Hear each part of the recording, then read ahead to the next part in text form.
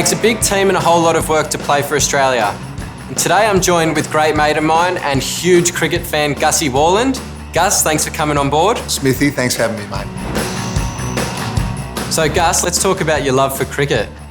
Well, I suppose from a young age, I realised that you didn't have to be really sort of super physically fit to play cricket, so that suited me. And I used to go down to the nets and I used to play and I just loved it. And then I got picked in the 11As and I actually fell in love not just with the game, but with all my teammates. As much as you and I love talking about cricket, we're here for something a little bit more serious. We're here to talk about mental health and mental fitness. And Gotcha for Life, of course, and what it embodies and what it's all about. So why don't you give us a rundown?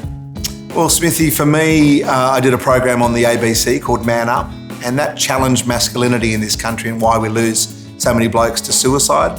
It's the number one way to die now if you're an Australian male, and it's just incredible in a country like ours that is the case. And, you know, we have someone attempting suicide every 28 seconds. So it's a massive issue. So we started Man Up and it changed my life. I then started Gotcha for Life off the back of that. And that's about sort of taking away sort of the clinical side of mental health and talking about the mental fitness and making it normal to have a conversation outside of banter. Most blokes want to have a chat, but we don't quite know how to have that chat. We can't quite start that conversation. So we end up feeling a bit out of control, then we change the subject and that opportunity is missed. And we're losing too many blokes every day. We talk a lot about mental fitness. Can you explain to the viewers what you mean by that? Yeah, I think if you mention, Smithy, mental health, it takes you straight to the bottom of the barrel. It makes you think, oh, I've got all these issues and I'm on tablets and I'm seeing counsellors and psychiatrists. I want to try to normalise the conversation around mental health. So I decided to call it mental fitness. Just like your physical fitness, something you can work on. There's exercises you can be given to make you better. People always look at other people and say, oh, I wish I could be like them. Well, we need to normalise that because their life might be great in certain ways, but they've probably got their own struggles and their own battles, just like everyone has. So we need to normalise the chat, and calling it mental fitness, I think, is probably a better way of doing it. When I do my chats, I say, what's your mark out of 10 for your physical fitness? Most people can come up with a number quite quickly. When you ask them for their mental fitness number, it's a harder conversation. And what are the exercises that go to make you more mentally fit? So we need to start having that conversation. And I think young kids in particular like that better because they get physical fitness. If you talk mental fitness, they're more likely to perhaps go on that journey with you rather than talking, clinically or with a white coat on around mental health. So I'm just trying to normalise the conversation. So Gus, I keep hearing meaningful mates from you. Can you elaborate on that? For me, it's like taking a friendship and making it a best friendship. And that normally means you can take off the mask with them. You can take off all the moments where you're feeling a little bit fragile and you can actually tell them about it. So finding a meaningful mate is finding that person who's got you for life, that absolute key person in your life. And that way you won't worry alone because you feel like you can talk to them. There's no way they're going to judge you and they're going to love you no matter what. So Gus, when it comes to looking after yourself and your mates, what advice can you give people? Well, I would say, Smithy, we've got to throw away the rule book on what it takes to be a man today compared to what it was when the rules were set all those years ago.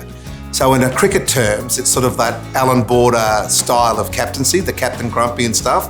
Now that might be fine in a certain situation, but taking that off the field probably wouldn't be the way forward. I reckon leadership through vulnerability might be the way forward. And I've spoken to AB a few times and he said to me he'd do a whole heap of things differently, but he did what he thought was best at the time.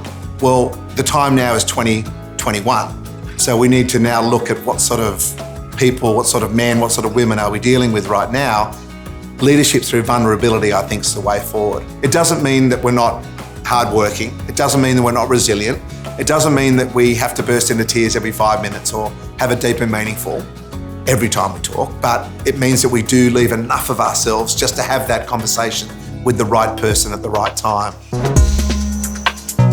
So Gus, you're encouraging us to establish and formalise who our Gotcha for Life mates are. Yeah, if you go to gotchaforlife.org, there's a meaningful mate pledging area where you can just type in who your best mate is. What I'm trying to do, Smithy, is get 1 million people to do that, and then you become a part of a community that will get sent out little tips on how to be a better friend, because sometimes we just need a bit of reminding that we take our friends a bit for granted. We tend to think, oh, you know what, Smithy's just around the corner, he'd be right, he's going well. So it's more of just a little bit of a reminder or an alert to go, when was the last time you checked in on your mate? When was the last time you asked him this question? A lot of us are really good at asking that first question, like, how you going? And we're really good as blokes to be able to deflect it. So what's the second question? What's the third question? What's the fourth question to keep that conversation going? So they're the type of tips that we can give once you pledge who your best mate is. Right, Gussie, thanks for coming on today. Mate, your insight's invaluable. I love being involved with Gotcha for Life. It's a great cause. You know, battling men's mental health is incredibly important, and I'm really proud to be involved. Smithy, thank you. Thank you, mate.